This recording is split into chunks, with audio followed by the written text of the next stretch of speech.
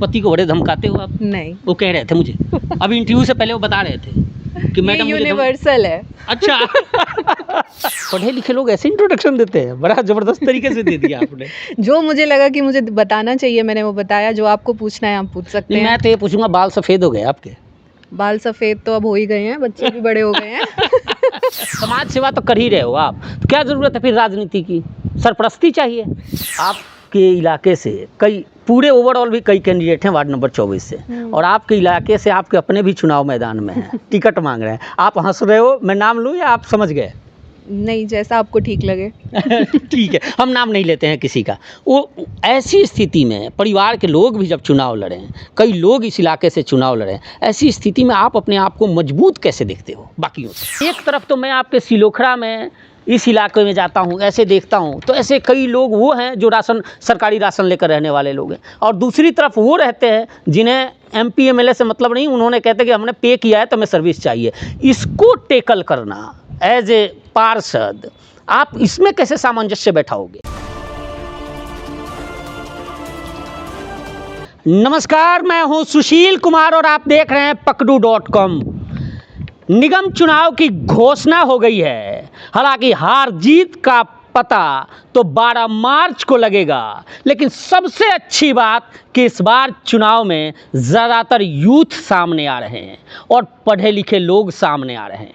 आज हम गुरुग्राम नगर निगम के वार्ड नंबर 24 में हैं और ऐसी ही एक भारतीय जनता पार्टी की पद पे रही महिला हैं, फिलहाल पद है या नहीं मैं पूछ लूँगा इनसे, पद पे रही महिला हैं जो तैयारी कर रही हैं और इस बार चुनाव जीतने को लेकर तमाम जुगत कर रही हैं, पढ़ी लिखी भी हैं, और मुझे किसी ने रेफरेंस देकर भेजा है यहाँ पे और मैं इनको फ़ोन करके यहाँ पहुँचा हूँ। इनसे चर्चा भी करेंगे, इन्हीं से इनका परिचय जानेंगे। आइए, आप अपना परिचय अपने से दो मैम।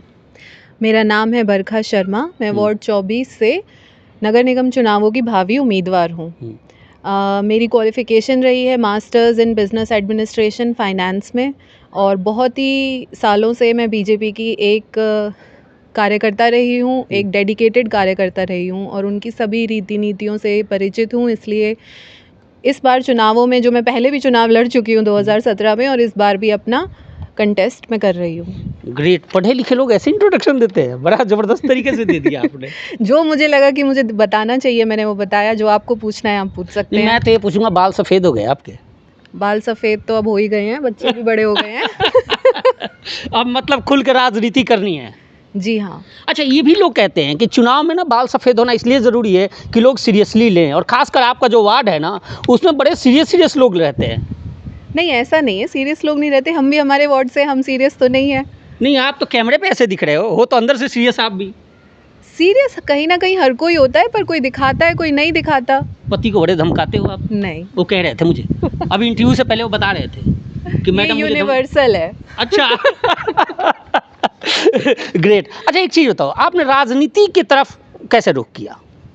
राजनीति की तरफ रुख एक इंटेंशन नहीं था। काम बहुत पहले से करते आ रहे हैं, सर्विसेज बहुत पहले से करते आ रहे हैं, NGO से जुड़े रहते हैं। मैं बता दूं आपके माध्यम से कि सुगम NGO करके NGO है हमारा, जो यहीं से लोखरा में ही है, मोती विहार में। तो उसके थ्रू पहले से ही काफ़ी काम करते ही आ रहे हैं, पर उस काम को और पुख्ता तरीके से करना, थोड़ी अथॉरिटी से करना, थोड़ा सरकार के सिस्टम में आकर के करना, ताकि और अच्छे से उसको कर पाएँ, एक प्रॉपर अथॉरिटी से अपना कुछ पद ले पाएँ, ताकि लोगों की और अच्छे से मदद कर पाएँ।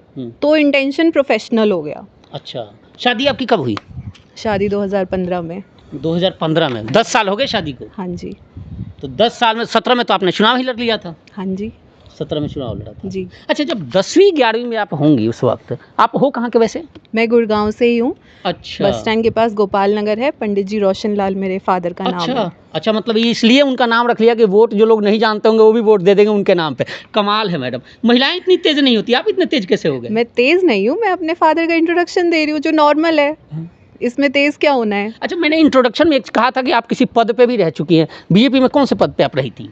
बीजेपी पर मैं सरस्वती मंडल में उपाध्यक्ष के पद पर रही थी। जो मंडल अभी थोड़े बदलाव उसमें आए हैं। अच्छा। कुछ ही 1 महीना भी नहीं हुआ है उन बदलावों को, तब तक मैं उपाध्यक्ष के तौर पर सरस्वती मंडल में काम कर रही थी। अच्छा, मतलब भारतीय जनता पार्टी की रीति नीति के बारे में बखूबी से जानकारी है? हाँ जी, जहाँ तक मुझे मेरी समझ में है उतना मुझे तो पता फिर है। ये भी बता दो कि आपको टिकट बीजेपी कैसे देगी, क्योंकि ये तो आपको पता होगा ना। नहीं, मुझे पता नहीं होगा, मैं कंफर्म कैसे आपको कहूँ कि कैसे देगी, बट मेरे जो क्राइटेरिया हैं उनके अकॉर्डिंग मुझे लगता है कि मैं एक डिज़र्विंग कैंडिडेट हूँ टिकट्स के लिए। कैसे कैसे डिजर्विंग हो आप? डिज़र्विंग इसलिए क्योंकि हमेशा हर तरह से सपोर्ट मैंने पार्टी के हर कैंडिडेट को किया है, चाहे एमपी इलेक्शंस हों, चाहे एमएलए इलेक्शंस हों, कोई भी हो, हर तरीके से हमने हमारे एरिया के जो बूथ हैं उनको जिता करके भेजा है। और हमारे जो एमएलए रहे हैं आदरणीय, उनको भी फ़िलहाल अभी हमने बहुत अच्छे मार्जिन से अपने एरिया से उन्हें जिता कर भेजा है सारे बूथों से। तो कोई ऐसा काम अभी तक हमने किया नहीं है जो पार्टी हमें कहे कि आप तो हमसे साइडलाइन होकर कहीं चले गए। हम उनके साथ जुड़े रह करके अपना कंट्रीब्यूशन दे रहे हैं और बहुत ही अच्छे तरीके से दे रहे हैं। आपका परिवार भी यहाँ, जहाँ शादी हुई है आपका, जी। वो जरा इसके बारे में भी कुछ यहाँ से बताओ मैम। हमारा परिवार है पंडित मांगीराम प्रधान जी मेरे ग्रैंडफादर हैं। अच्छा। यहाँ पे तो बहुत सालों से हम समाज सेवा में जुड़े रहे हैं अपने सिलोखड़ा से हो आप? हाँ जी। और फिलहाल हम मेरे चाचा जी हैं, जो हम मेरे हस्बैंड के जो चाचा जी हैं वो फिलहाल हमारी कम्युनिटी के प्रधान हैं। तो हर तरीके से हम अपने गांव से, शहर के लोगों से, अपने गांव के लोगों से जुड़े ही हैं, समाज सेवी रहे ही हैं हमेशा से। तो इसमें कोई नई बात नहीं है हमारे लिए कि हम इस लाइन में आ गए हैं। मैं जैसे कि मैंने आपको बताया, इंटेंशन नहीं था, काम पहले से कर रहे हैं, पर अब प्रोफेशनल तरीके से कर रहे हैं तो ये ज़्यादा बेटर रहेगा।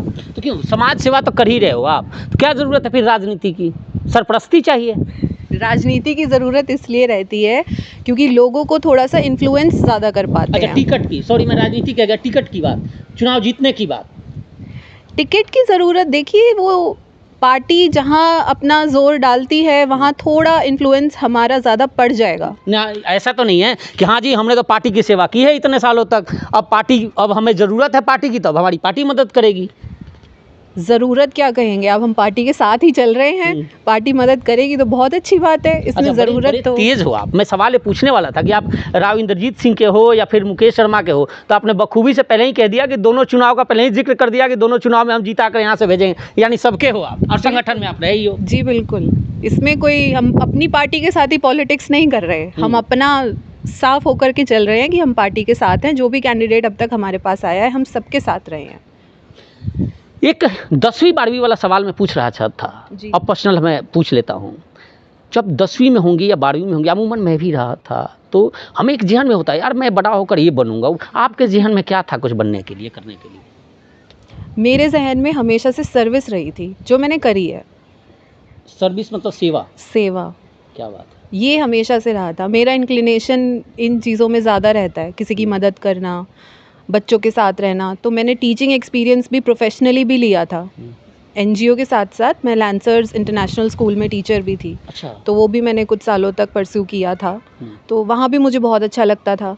तो कुछ चीज़ जो मैंने सीखी है वो मैं दूसरों की उससे मदद कर पाऊँ, ये हमेशा से रहता था। लेकिन एक बड़ा कठिन है मैम, उसको कैसे टेकल करोगे?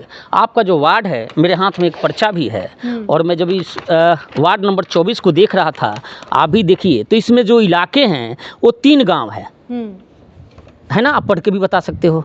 कन्हई है, सिलोखड़ा है और सैनीखेड़ा है। कहने के लिए गांव है लेकिन अब अर्बन लोग रहते हैं। दूसरी तरफ जो अर्बन इलाका है, इसमें ये आप देख सकती हैं, सुशांत लोक, साउथ सिटी, एसएल टावर्स, 4530, जलवायु विहार, सब एरियाज। तो मैं ये कहना चाह रहा हूँ आपसे कि एक तरफ तो मैं आपके सिलोखड़ा में इस इलाके में जाता हूँ, ऐसे देखता हूँ, तो ऐसे कई लोग वो हैं जो सरकारी राशन लेकर रहने वाले लोग हैं, और दूसरी तरफ वो रहते हैं जिन्हें एमपी एमएलए से मतलब नहीं, उन्होंने कहते हैं कि हमने पे किया है तो हमें सर्विस चाहिए।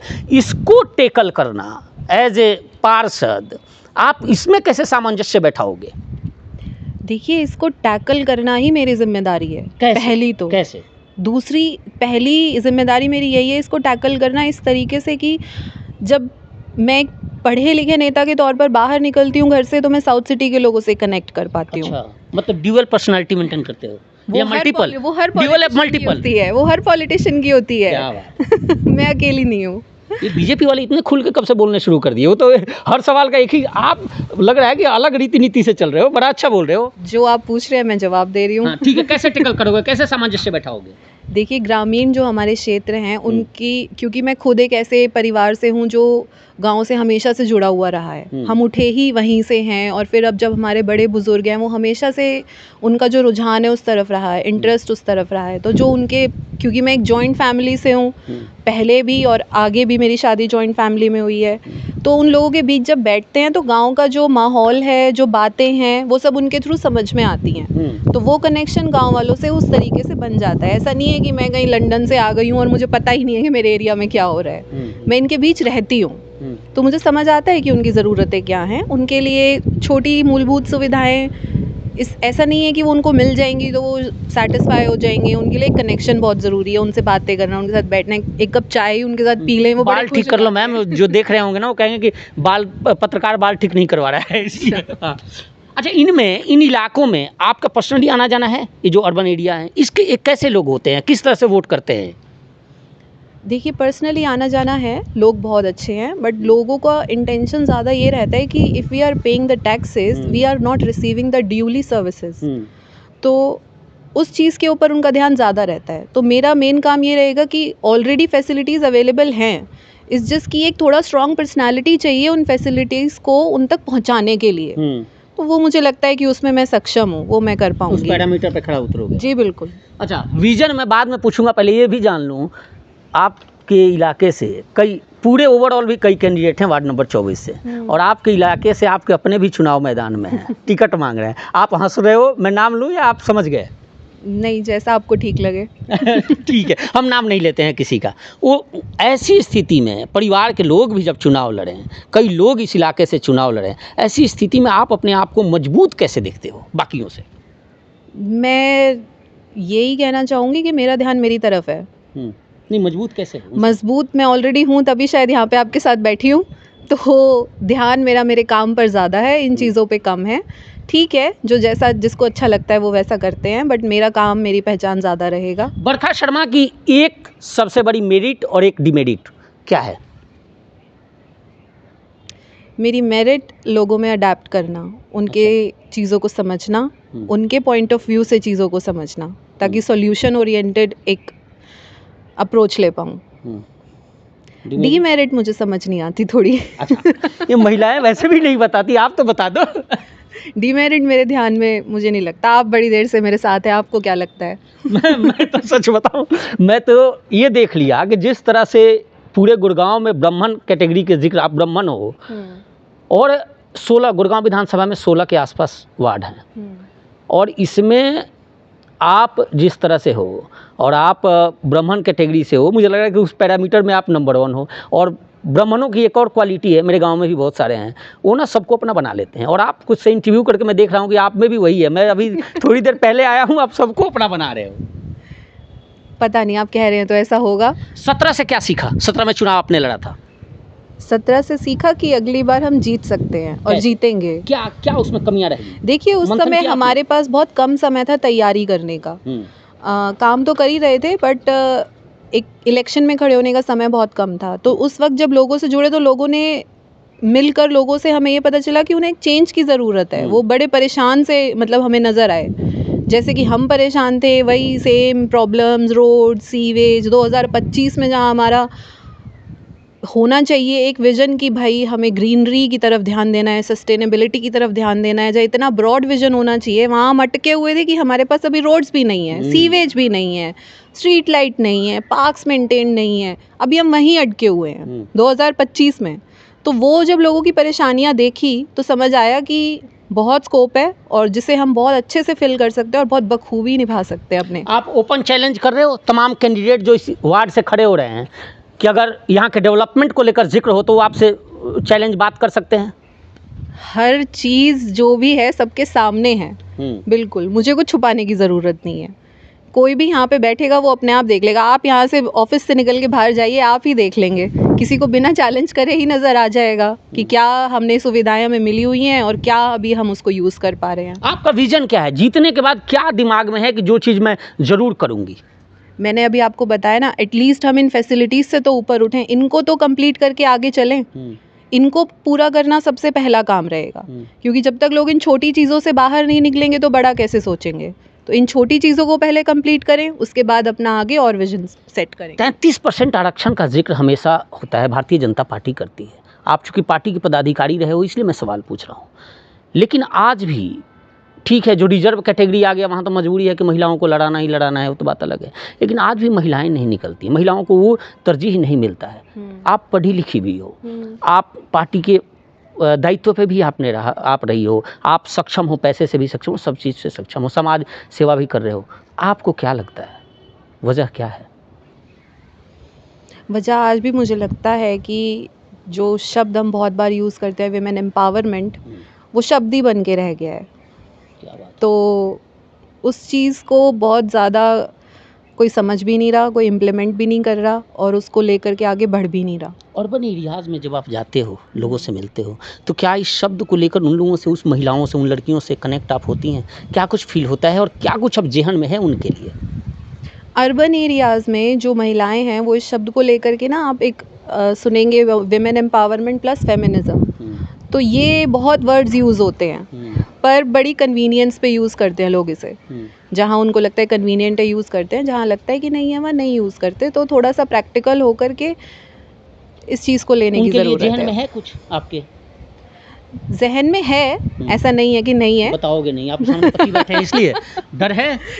डर तो किसी से नहीं है, पर वो सामने बैठे हैं कि कई चीज़ नहीं कह सकते। तो पति दोस्त पहले होते हैं, पति बाद में होते हैं। अच्छा, तो डरने की बात नहीं होती। अच्छा चलिए 2 लाइन बोलना हो अपने वार्ड के लोगों के लिए, क्या कहोगे आप? मैं अपने वार्ड के लोगों से यही कहना चाहूँगी कि प्लीज़ अगर आप चेंज चाहते हैं, जिन सुविधाओं से जो अभी तक हमें नहीं मिली हैं उसमें कुछ बदलाव चाहते हैं, अच्छा वार्ड बनाना चाहते हैं, हर चीज़ को बहुत अच्छे तरीके से सुधार में मैं लाने की अपनी पूरी कोशिश करूँगी, प्रयास करूँगी। प्लीज़ भारी से भारी मात्रा में आए, वोट करें और पोलिंग को एक बहुत अच्छी परसेंटेज के साथ हम जीत के दिखाएं, ये मेरा उनसे निवेदन रहेगा। चलिए आज के लिए इतना ही, फिर बात करेंगे क्योंकि कई सवाल और जहन में, बड़ा अच्छा लगा।